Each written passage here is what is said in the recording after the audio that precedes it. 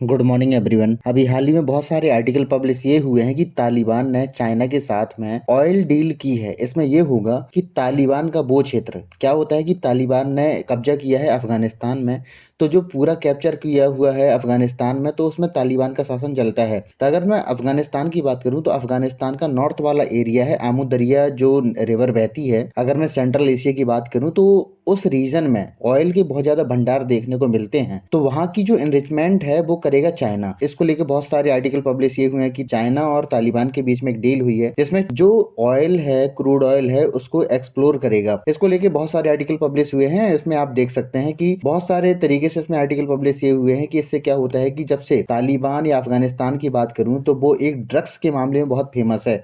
हम ये देखते हैं कि दुनिया का जो सबसे बड़ा अफीम का उत्पादन है, अफीम एक ड्रग्स होता है जो नशीले पदार्थों में आता है, उसका उत्पादन अफगानिस्तान में बहुत बड़ी मात्रा में किया जाता है। लेकिन इससे क्या होता है कि जब से ये अफगानिस्तान में तालिबान ने कैप्चर किया है तो वहाँ की जो इकोनॉमी है एकदम खत्म हो चुकी है और वहाँ पे जो फॉरेन इन्वेस्टमेंट है लगभग जीरो हो चुका है। वहाँ पे कोई बाहरी निवेश नहीं आ रहा है। अगर मैं आपको बताऊं, देखिए क्या होता है कि कोई भी कहीं भी सत्ता अगर चल रही हो तो वहाँ पे जो सबसे बड़ी जरूरत पड़ती है वो होती है पैसे की। अगर पैसा नहीं होता है तो कितनी भी अच्छी गवर्नमेंट हो, कितनी भी गरीब गवर्नमेंट हो, उससे कोई फर्क नहीं पड़ता है।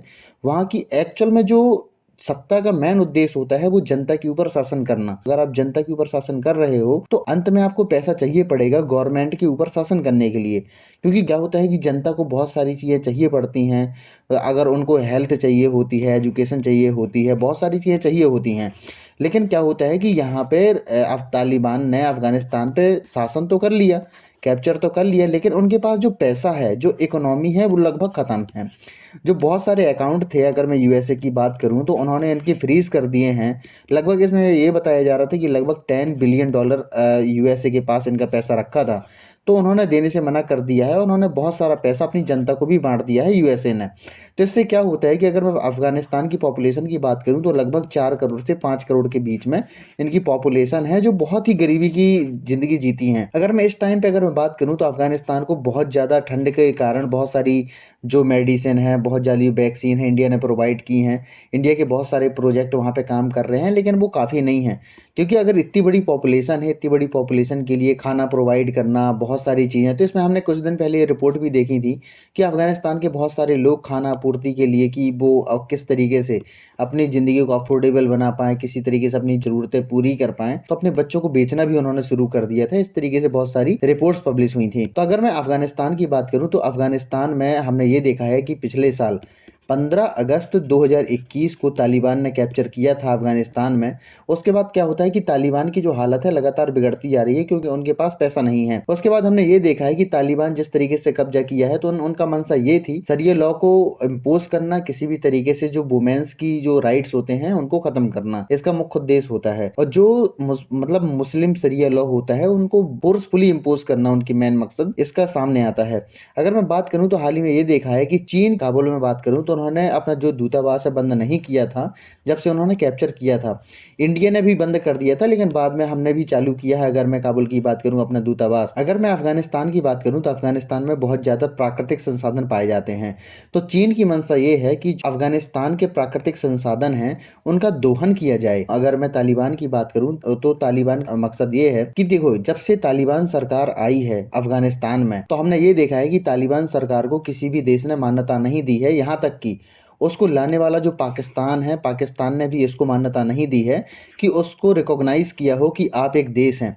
इससे क्या होता है कि जो फॉरेन डायरेक्ट इन्वेस्टमेंट होता है, जो एफडीआई होता है, जो अफगानिस्तान में बिल्कुल भी नहीं आ रही है। इससे क्या होता है कि जो अफगानिस्तान में जो आर्थिक प्रभाव है बढ़ते जा रहे हैं, वहाँ पे जो गरीबी है, भुखमरी है, लगातार इंक्रीज होती जा रही है, ये हमें देखने को मिलता है। अगर मैं चीन की बात करूं तो चीन ऐसे ही देशों को पकड़ता है जहां पे कोई इन्वेस्टमेंट नहीं करता, वहां पे चाइना इन्वेस्टमेंट करता है, बाद में उस देश को दिवालिया घोषित करवा देता है और वहां के जो संसाधन है उन पर कब्जा करता है। हमने बहुत सारे देशों को देखा है, इसमें हम पाकिस्तान इसमें शामिल कर सकते हैं, इसमें हम अगर मैं बात करूं तो श्रीलंका शामिल कर सकते हैं, जिबूती शामिल कर सकते हैं। अगर मैं अफ्रीका के बहुत सारे देशों की अगर मैं बात करूं तो वहाँ के बहुत सारे देश इसके चंगल में फंसते जा रहे हैं। इस तरीके से हम देख सकते हैं। अगर मैं ये सारे अगर मैं मैं मिनरल्स की बात करूँ, क्रूड ऑयल की अगर मैं बात करूँ, तो ये आमू दरिया एक नदी है। अगर मैं सेंट्रल एशिया की बात करूँ तो उस वाले क्षेत्र में तेल निकलने की, जो क्रूड ऑयल निकलने की बहुत ज्यादा संभावना देखने को मिलती है। इसमें ये होगा कि पहले 3 साल जो क्रूड ऑयल है उसकी खोज होगी, जिसमें $450 मिलियन इनमें इन्वेस्ट करेगा चाइना। इसके बाद हम ये देखेंगे कि इसमें 3 उनके प्रांत, अगर मैं अफगानिस्तान की बात करूं तो इसमें 3 प्रांतों में ये खोजा जाएगा, जिसमें सर ए पुल, जावजान और फरयाब, ये 3 उनके जो प्रांत हैं उसमें खोजा जाएगा।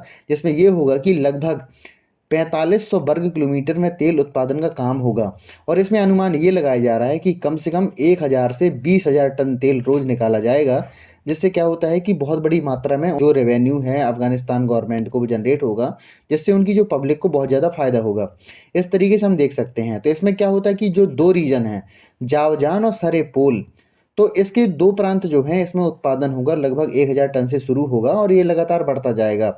तो इसमें ये होगा कि पहले जो अफगानिस्तान की हिस्सेदारी होगी लगभग 20% की होगी, लेकिन बाद में धीरे धीरे जैसे इंक्रीज होता चला जाएगा तो इनकी हिस्सेदारी लगभग 75% हो जाएगी। इस तरीके से हम देखेंगे। इसमें क्या होता है कि अफगानिस्तान में बहुत सारी नौकरियां जनरेट होगी, क्योंकि जब से अफगानिस्तान में तालिबान सरकार आई है तो वहाँ पे जो, अगर मैं नौकरियों के स्तर की बात करूँ तो लगातार घट गया है और एफडीआई लगभग शून्य हो गया है। अगर मैं विदेशी निवेश की अगर मैं बात करूँ तो कोई भी वहाँ पे विदेशी निवेश करने को तैयार नहीं है। सारी जो कंपनियां हैं वहाँ से पुल आउट कर चुकी हैं। इस तरीके से हम देख सकते हैं।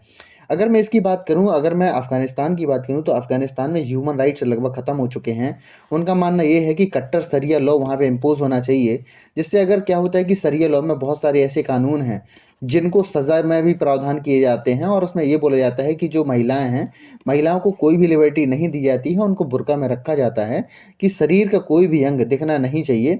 उसके बाद हमने ये देखा है कि जो सभी महिलाएं हैं अफगानिस्तान में, उनको सिविल सेवा से बाहर कर दिया है और बर्खास्त कर दिया है।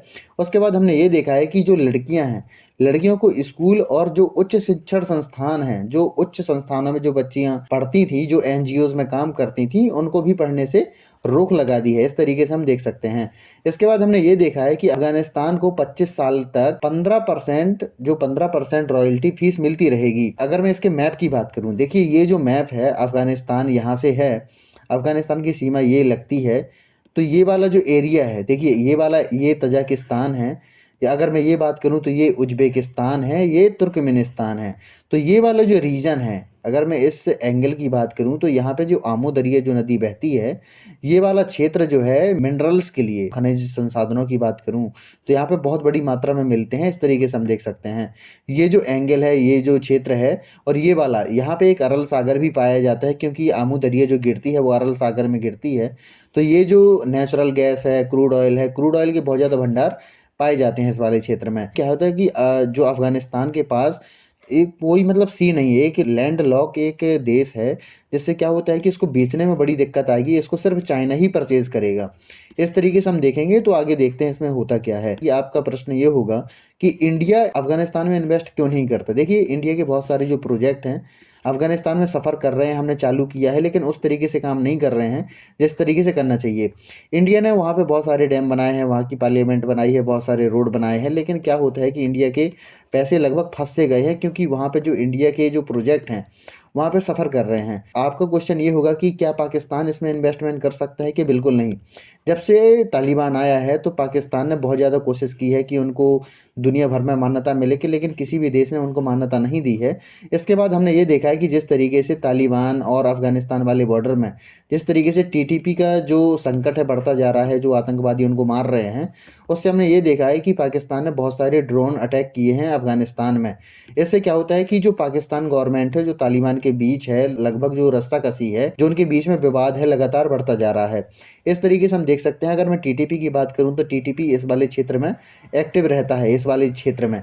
इससे क्या होता है कि कुछ जो क्षेत्र है जो अफगानिस्तान के इसमें शामिल होता है, अगर मैं खैबर पख्तूनख्वा वाला क्षेत्र की अगर मैं बात करूं पाकिस्तान के, तो इस वाले क्षेत्र में टीटीपी एक्टिव रहता है। उन्होंने अपनी अभी हाल ही में एक कैबिनेट का भी गठन किया है, जिसमें उन्होंने प्रधानमंत्री सहित अनेक मंत्री इसमें गठित किए हैं। इससे हम ये देखते हैं कि जो उनकी सोवरेनिटी है, अगर मैं पाकिस्तान की बात करूं तो उसके लिए भी एक चैलेंज पेश करता है टीटीपी। अगर मैं पाकिस्तान और अफगानिस्तान के रिलेशन की बात करूं तो एकदम खराब चल रहे हैं, उनके बीच में इस तरीके से कोई बात नहीं होती। तो इसमें हम ये देखेंगे चाइना और अफगानिस्तान के रिलेशन में थोड़ी सुधार देखने को मिलेगा। इससे थोड़ा बहुत इन्वेस्टमेंट अगर होगा तो वहाँ की जनता के लिए बाकी काफ़ी सारी चीज़ें अच्छी होंगी। इस तरीके से हम देख सकते हैं। तो आशा करता हूँ कि आपको वीडियो अच्छा लगा होगा। अगर आपको वीडियो अच्छा लगा हो तो प्लीज़ इसको लाइक कीजिए, सब्सक्राइब कीजिए एंड शेयर कीजिए। धन्यवाद।